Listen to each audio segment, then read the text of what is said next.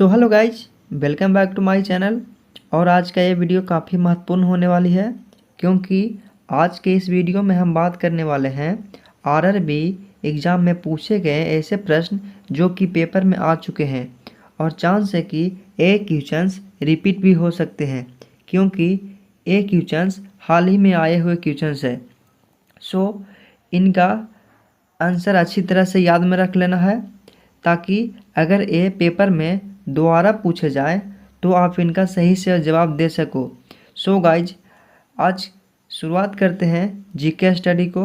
तो आज का पहला प्रश्न है, निम्नलिखित में से कौन सा पुरस्कार केवल संगीत में संबंधित है?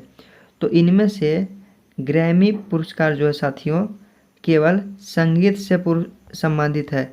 ऑप्शन ए राइट आंसर हो जाएगा, ग्रैमी। और इनका स्थापना, ग्रैमी की स्थापना हुआ था साथियों 1959 में। यह भी याद में रख लीजिएगा, ग्रैमी पुरस्कार की स्थापना 1959 में हुआ था। अगला प्रश्न है,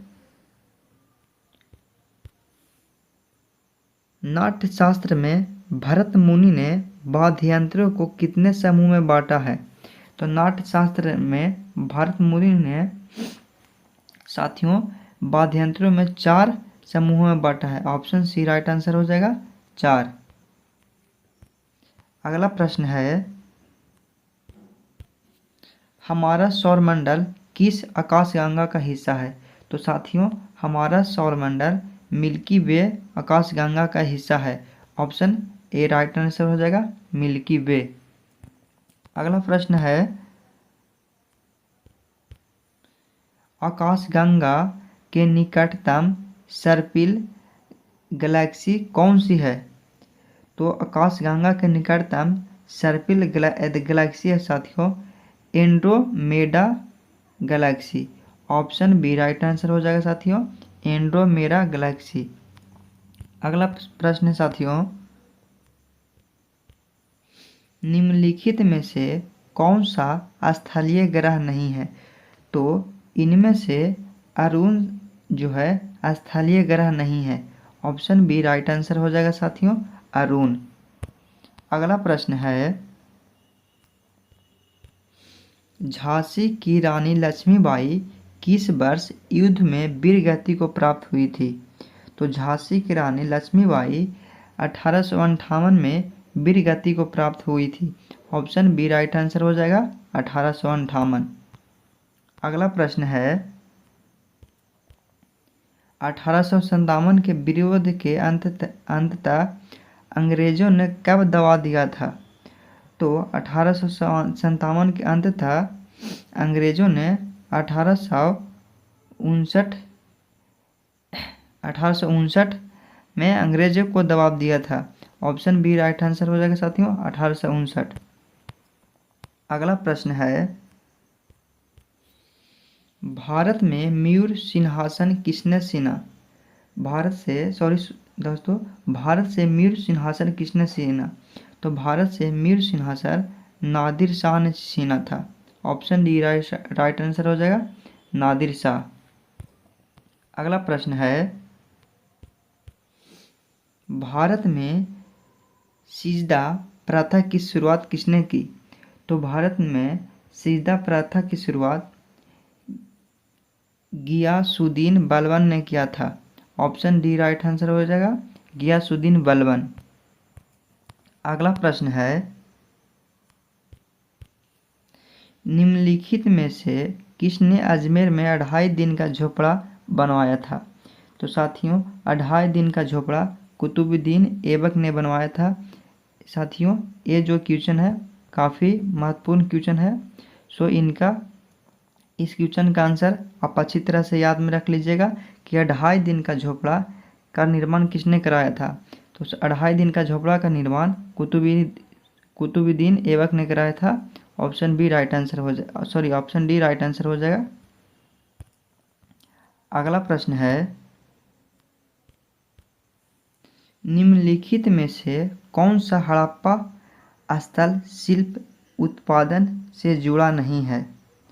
तो इनमें से मांडा जो है साथियों शिल्प उत्पादन से जुड़ा नहीं है। ऑप्शन डी राइट आंसर हो जाएगा, मांडा। अगला प्रश्न है, सिंधु घाटी सभ्यता का निम्न में से कौन सा स्थल पंजाब में स्थित है? तो सिंधु घाटी सभ्यता का रोपड़ा हिस्सा पंजाब में अवस्थित है। ऑप्शन डी राइट आंसर हो जाएगा। पंजाब में जो साथियों रोपड़ जो है अवस्थित है। ऑप्शन डी राइट आंसर हो जाएगा। अगला प्रश्न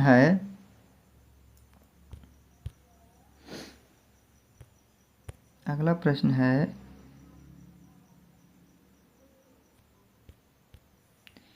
निम्नलिखित में से कौन सा जानवर हड़प्पा सभ्यता के मुहर पर अक्सर देखा जाता था?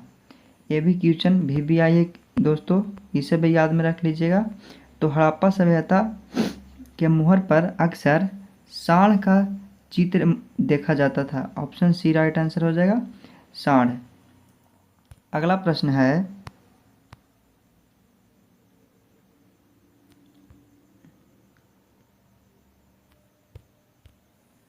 भारतीय संविधान के जनक के रूप में किसे माना जाता है? तो साथियों भारतीय संविधान के जनक के रूप में डॉक्टर भीमराव अंबेडकर को जाना जाता है। ऑप्शन ए राइट आंसर हो जाएगा, भीमराव अंबेडकर। अगला प्रश्न है, भारत का संविधान कब लागू हुआ था? तो भारत का संविधान 1950 में लागू हुआ था। ऑप्शन सी राइट आंसर हो जाएगा, 1950। अगला प्रश्न है साथियों, स्वतंत्र भारत की संविधान सभा के प्रथम अध्यक्ष कौन थे? तो स्वतंत्र सभा के संविधान के प्रथम अध्यक्ष साथियों डॉक्टर राजेंद्र प्रसाद थे। ऑप्शन डी राइट आंसर हो जाएगा, डॉक्टर राजेंद्र प्रसाद। अगला प्रश्न है, निम्नलिखित में से कौन सी भारतीय संविधान की एक प्रमुख विशेषता नहीं है? तो भारतीय संविधान के प्रमुख विशेषता नहीं है सामंतशाही को प्रोत्साहन देना, और बाकी साथियों संघवाद की स्थापना, मूल अधिकार, सरकार का संसदीय स्वरूप, ये सभी संविधान का प्रमुख विशेषता है। पर सामंतशाही को प्रोत्साहन देना ये नहीं है। ऑप्शन डी राइट आंसर हो जाएगा। अगला प्रश्न है, इसरो ने सबसे शक्तिशाली रॉकेट GSLV M3 को दिया गया उपनाम क्या है? तो साथियों GSLV MK का दिया गया नाम उपनाम फैट बॉय है। ऑप्शन ए राइट आंसर हो जाएगा, फैट बॉय। ये भी याद में रखिएगा साथियों, ये भी क्वेश्चन इम्पोर्टेंट है। अगला प्रश्न है, निर्भय मिसाइल की मारक क्षमता है? तो साथियों निर्भय मिसाइल की मारक क्षमता 1000 किलोमीटर है। ऑप्शन डी राइट आंसर हो जाएगा दोस्तों, 1000 किलोमीटर। अगला प्रश्न है, भारत की सबसे लंबी मारक क्षमता वाली बैलिस्टिक मिसाइल कौन सी है? तो भारत की सबसे लंबा मारक क्षमता वाली बैलिस्टिक मिसाइल अग्नि 5 है साथियों। ऑप्शन सी राइट आंसर हो जाएगा, अग्नि 5। अगला प्रश्न है, निम्नलिखित में से कौन एक सुपरसोनिक क्रूज मिसाइल है? तो इनमें से सुपरसोनिक क्रूज मिसाइल ब्रह्मोस है। ऑप्शन डी राइट आंसर हो जाएगा, ब्रह्मोस। अगला प्रश्न है, NH3 में नाइट्रोजन की संयोजकता कितनी है? तो NH3 में साथियों नाइट्रोजन की संयोजकता 3 है। ऑप्शन डी राइट आंसर हो जाएगा, 3। अगला प्रश्न है, निम्नलिखित में से किस तत्व के आणविक रूप में परमाणुओं की संख्या अधिकतम है? तो इनमें से साथियों सल्फर की परमाणुओं की संख्या अधिक है। ऑप्शन सी राइट आंसर हो जाएगा। अगला प्रश्न है, परमाणु हथियार में उपयोग किए जाने वाले सबसे समान समस्थानिक है? तो परमाणु हथियार में उपयोग किए जाने वाले यूरेनियम और प्लूटोनियम समान समस्थानिक है। ऑप्शन ए राइट आंसर हो जाएगा, यूरेनियम और प्लूटोनियम। अगला प्रश्न है,